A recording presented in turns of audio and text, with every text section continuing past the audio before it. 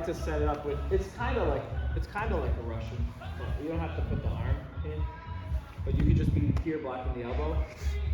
So I'm doing this to create a barrier between him and passing, right? So he's got to constantly undo this,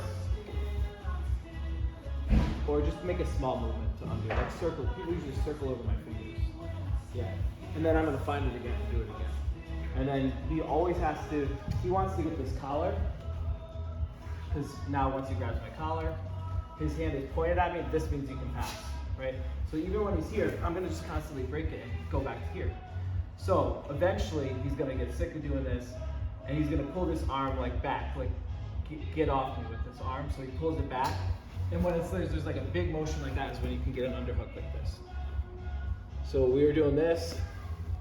We've got this butterfly kind of grip instead of gable to give ourselves a little more pressure on the shoulder. And then what he wants to do now is, if he tries to pull his arm out now, it's pretty tough. He can only pull it over my head, that way, which gives me his back. He doesn't want to pull it that way. What he wants to do is put his head over my head. And now he can pull his arm out, and my whole position is Foucault, right? So I'm taking advantage of the time that he is putting his head over is when I'm gonna go. And sweep. Okay, so that's the basic shoulder cushion. Just to maximize it, every limb has a job. So this limb's job is so that he doesn't, this foot is just stopping him from stepping on this foot and standing up. So if he starts to bring his head over, and I'm just raising with that leg and he pops up on that leg, he can make it harder for me. Yeah. So it just has to just track. This one's obvious. This is your elevator. So you're lifting.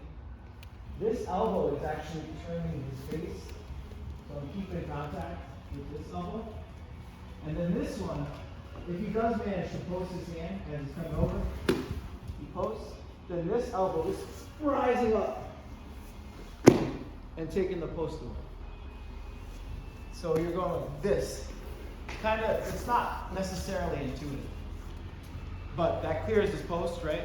And the other thing it does is it stops, like if you have your elbow lazy, you now have to roll over your own post. But when you're like this, it's very easy to roll over. Okay? So that's what we did. The only thing that we added is when you're rolling with Brendan and you do like 90% right, but you're lying like side by side, and now he's starting to turn the table and get back on you. So here, he goes to bring his head over the top and free his arm. Start. Get him. I'm almost there. Now, these toes getting on the mat determines whether I finish the sweep. Okay, so he stopped me cold right here. And maybe, now for him, it's these toes. If he gets those toes on the mat, put them behind you, yeah, now look, he's gonna get me.